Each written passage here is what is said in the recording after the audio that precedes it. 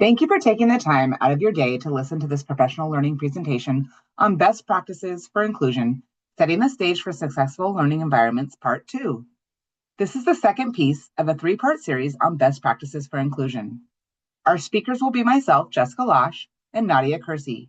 We are both child development consultants in the Inclusive Universal Pre-Kindergarten Office and the Early Education Division within the California Department of Education.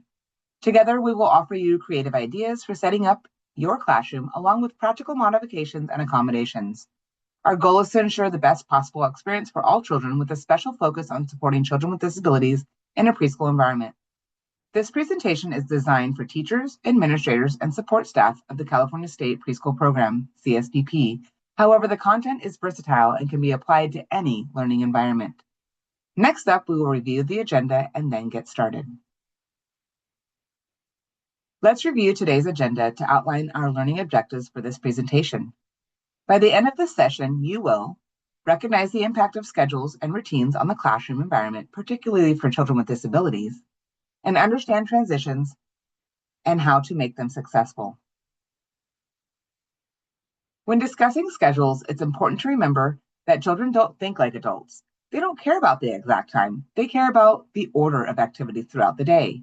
For example, they don't mind if you go outside at 10 o'clock or 10:30, as long as it happens after snack and before art, as they are accustomed to. Some children, especially those with autism, are particularly sensitive to the order and routines of the day. Maintaining a consistent routine helps with their self-regulation. Create a schedule that is predictable and orderly, ensuring a balanced flow throughout the day. Next, let's move into visual strategies. Children with disabilities benefit greatly from visual strategies in the classroom. Visual strategies can be particularly helpful when communicating with young children, as they provide alternatives to verbal communication. We've all worked with children who have difficulty processing language, using language, or understanding the concept of time and the need to wait for a more gratifying activity. Visuals provide children with a fixed symbol of a word or idea, allowing them to examine and process it at their own pace. We're going to show you a few ideas on how visual strategies can support all children, especially those with disabilities. Many early educators already use some visuals in their classrooms. For example, you may include labels with pictures on shelves and toy bins. These pictures help children make the connection between a visual symbol and a word. Now let's explore how visual strategies can help children routines and support their learning. Strategies can help teach children routines, communicate clear expectations, and it can also help show the expected behaviors, such as washing hands. Visual strategies can aid in receptive and expressive communication, which is especially helpful for those who need extra support in that area. We're also going to show some visual strategies that can teach positive behavior or new skills, and can even help enhance memory through a reminder of a verbal direction. Before we go any further, we wanted to make sure you all know how to access the visuals you need. Visuals can be pictures of your current children performing the intended activity, pictures from a magazine, printed from the internet, or our Padlet, which will include the few sites that have some great resources and visuals to print. Or they can even be drawn, as long as the depiction of the activity is obvious. One of the most popular visual strategies is the daily schedule. A daily schedule provides a full view of classroom expectations and routines, helping children anticipate what's coming next. The example shown includes pictures, corresponding clock times, and text, arranged from top to bottom, and an arrow pointing to the current activity. Allowing children to move the arrow themselves gives them a sense of responsibility and control. Mini schedules are another effective tool. They break down a specific routine or transition into smaller steps, reducing stress and increasing independence. For example, a mini schedule for bathroom steps or cleanup transitions can clarify expectations. Teachers should select clear pictures for each step and consider allowing children to hold onto the cards as reminders. Providing a basket or a bin for cards signals when it's time to move on to the next activity. Visual schedules come in many forms, and personalization is key. Some schedules provide closure by hiding tasks once completed, which helps children feel a sense of accomplishment. Others use binder clips or lanyards, or individual children who need extra support with changing routines. These portable schedules allow children to flip cards as they progress through the day. reinforcing independence and reducing anxiety. Teachers should provide pre-warnings and support when using personal schedules to ease transitions and determine if additional assistance is needed. All these examples help children plan their day, understand what's next and ahead, and take ownership of their environment. Visual schedules are not just tools, they are strategies that empower children to navigate their classroom confidently. Beyond daily and mini schedules, focused visual supports like first then schedules and choice boards play an important role. First then schedules pair clear expectations with motivation, showing what needs to be done first and what enjoyable activity follows. For example, first put toys away, then bubbles. This approach reduces resistance and increases compliance during transitions. Choice boards, while not schedules, are another visual support that promote autonomy and engagement. They allow children to see their options and make choices from pre-selected activities, reducing frustration and increasing participation. Examples include options like puzzles, stories, or outdoor play. These tools help eliminate uncertainty, decrease challenging behaviors, and foster independence, especially for children with disabilities who thrive on predictability and visual cues. Using visual strategies in the classroom does more than support communication. It helps regulate children and creates a predictable environment where they feel safe and understood. Visuals provide children with clear, consistent cues about what is expected and what will happen next, reducing uncertainty and frustration.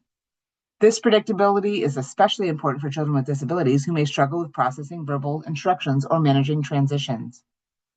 Research and practice show that implementing visuals decreases misunderstandings and reduces reliance on verbal prompts, which can sometimes be delivered inconsistently or in a tone that escalates stress. By offering a visual reference, children gain independence and confidence in navigating routines without constant adult supervision or intervention. Visual strategies also play a critical role in reducing anxiety, tantrums, and acting out behaviors. When children know what to expect, they feel more in control, which leads to calmer transitions and improved classroom behavior. Additionally, visuals provide alternative ways for children to express themselves, supporting those who are still developing language skills or who need extra help with communication. Ultimately, visual strategies are not just tools for managing behavior, they are proactive supports that foster inclusion, independence, and emotional regulation. When used consistently, they create a classroom environment where all children can thrive. Now, let's discuss one of the most challenging parts of the day for children, transitions. What exactly is a transition? We hear this term frequently, but we'll refer to the NAEYC definition. Let's read it together. Transitions occur when children move on from one activity to another. These are brief moments throughout a child's day. For some children, transitions can be stressful or anxiety-inducing, leading to challenging behaviors. To create smooth transitions, teachers can use various techniques such as visual schedules, songs, chants, rhymes, sounds, and pictures. These strategies help children prepare for what comes next.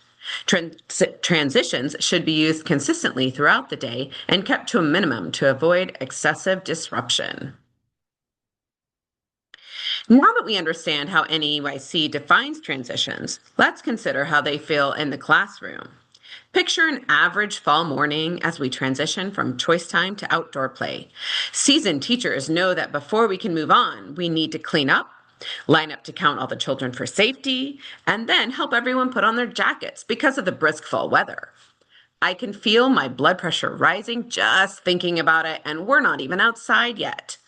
What happens when a child doesn't want to clean up and has a meltdown because others are putting away the blocks he was using to build the dinosaur house? Now, some children are cleaning up, some have picked up one item and are standing in line, and we can't forget about the child upset over his dino house who has started throwing blocks in frustration. Amidst the chaos, a few kids are running laps around the classroom. Meanwhile, the children waiting in line are playing the Don't Touch Me game, leading to quick poking and some tears. What seems like a simple transition can easily turn into a 10-minute ordeal. There are ways to decrease and often eliminate these unwanted behaviors during transitions. First and foremost, Limit the number of transitions in the classroom as much as possible within the daily schedule. If the current schedule includes many transitions, look for ways to adjust it to reduce some of them. When planning transitions for preschool children with disabilities, we need to be even more intentional because these children often have additional challenges with executive functioning, sensory processing, and communication. Here's how to adapt. Research shows that keeping transitions minimal is especially important for children with disabilities. In a half-day program, aiming for fewer than 5 major transitions helps maintain regulation and reduces stress. It's also important to avoid back-to-back transitions, giving children enough time to settle before introducing another change. One effective strategy is chunking activities, which is combining steps such as cleaning and moving directly to snack, to limit unnecessary movement and simplify expectations. Having fewer transitions matters because many children with disabilities face challenges such as processing multiple step directions and managing sensory input during busy or noisy movement times, and maintaining behavioral regulation within routines or when routines feel unpredictable. Reducing transitions help create a calmer environment, minimizes overwhelm, and supports children's ability to stay engaged. There are several key supports that make transitions more successful. Visual schedules and first-then boards clearly show what is happening now and what will happen next, especially when using real photos or familiar icons. Transition warnings, such as consistent verbal, visual, and auditory cues, prepare children for upcoming changes. For example, saying, 2 more minutes, then snack. Sensory tools, including fidgets, weighted lap pads, or calming items, can help children regulate while waiting. Adult support and peer modeling also play a crucial role. Assigning staff to assist or pairing children with buddies provides extra reassurance. Additionally, reducing waiting time is essential as idle time can be particularly difficult. Keeping children engaged with songs, helper jobs, or small sensory items help maintain smooth routines. A sample daily flow for an inclusive early childhood classroom might look like arrival, then circle, then centers, then snack, then outdoors, then story, then departure. This structure includes only 6 transitions, each supported with predictable cues and consistent routines to help all children, and especially those with disabilities, feel secure and successful throughout the day. Now, let's discuss wait times. These moments can be prime opportunities for children to become bored and start displaying unwanted behaviors. While we can't eliminate waiting entirely, we can make it as positive as possible. This is a perfect opportunity to give children responsibilities based on the situation. For example, during snack time, involve them in setting up tables. As you get to know your children, you'll identify those who thrive with extra tasks, often the same children who might otherwise exhibit unwanted behaviors. If a child has an IEP or IFSP, additional scaffolding might be needed, but this is a wonderful opportunity for them to build or generalize their skills. In addition to assigning responsibilities, transitions can also be great learning opportunities. By preparing for transitions and planning activities for children who have to wait, you can keep them engaged and reduce typical unwanted behaviors. Some tried and true ideas for transitions include singing, finger plays, and movement while in line, having children sort and count aloud during cleanup, and acting out favorite stories, or making shapes or letters with their bodies.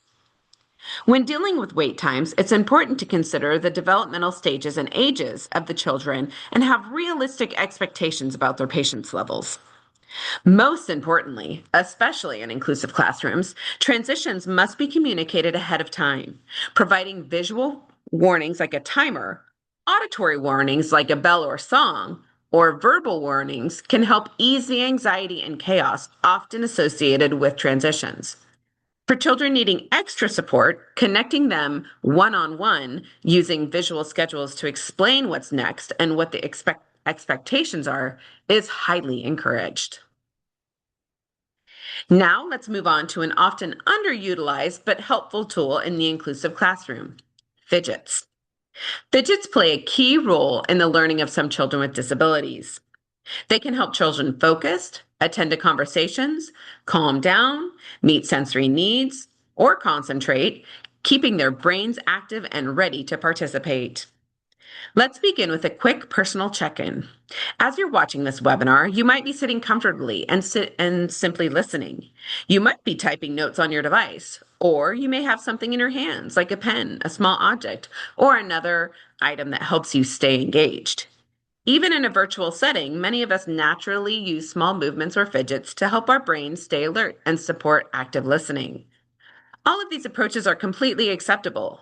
In an inclusive classroom, we want to provide children with similar tools, options that help them focus, regulate, and participate meaningfully.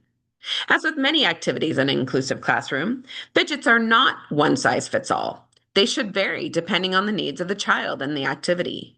Children who tend to put toys in their mouths or struggle with biting could benefit from a chewy fidget. For sanitation purposes, these fidgets should be labeled and only given to the same child each time, with no sharing. Other fidgets, like twisty fidgets, bubble timers, or soft fidgets, can be beneficial in calm settings. Clicky fidgets can help some children focus despite their name. Many clicky fidgets may provide the sensory feeling of a click without the associated sound. Resistance fidgets allow children to meet a pulling or pushing sensory need. Tactile fidgets provide various sensory experiences such as bumps, squishiness, hardness, or softness, helping children concentrate while keeping their brains stimulated. Some children might benefit from having their own fidget bin. The fidget bin can provide options for the child's choice board during large group activity or activity time. Balloon stress balls are an easy, low-cost tool for helping students release tension through squeezing. They're made by filling up a balloon with flour or rice, using a funnel, tying it securely, and adding a second balloon around it to increase durability. These stress balls provide a satisfying tactile experience and can be especially calming and helpful in self-regulation. Pipe cleaner shapes offer a lightweight and flexible option for students who benefit from fidgeting with their hands.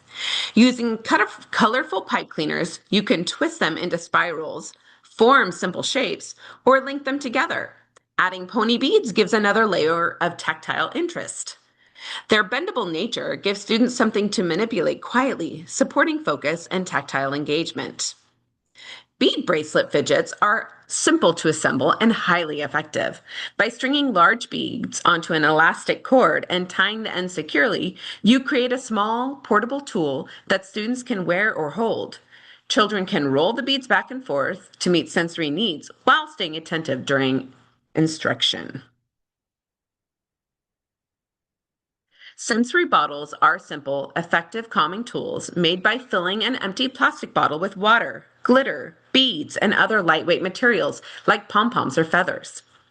Once the bottle is filled, the cap is sealed securely with glue. These bottles provide a visually soothing experience for students, giving them something quiet and calming to observe when they need a moment to regulate. Velcro boards offer a hands-on way for students to engage in tactile learning. Using a piece of cardboard and Velcro strips, you can attach pictures or small objects that students can stick on and peel off repeatedly. This activity supports fine motor development and provides satisfying tactile stimulation, making it a great tool for students who benefit from repetitive, hands-on interaction. Fabric swatches are another excellent sensory option, created by cutting small squares of different textured fabrics, such as fleece, satin, or burlap, and attaching them to a ring or keychain. These swatches give students an easy, portable way to explore a variety of textures. A helpful tip for teachers is to check local hardware, home goods, or home improvement stores, as they often offer free fabric samples that can be repurposed for this activity. The first QR code on the left is for our Inclusion Resource Padlet that includes several resources shared or mentioned in the webinar, as well as this inclusion webinar and others. The second QR code on the right will take you to the CDE Inclusion Resource website, where you will find a wealth of information, including FAQs, quarterly newsletters, and the Inclusion Resource Matrix. We want to thank you again for listening to our session, Best Practices for Inclusion, Setting the Stage for Successful Learning Environments, Part 2. We are truly passionate about inclusion, and we want to support all of you with your own journey in inclusion wherever you are currently at.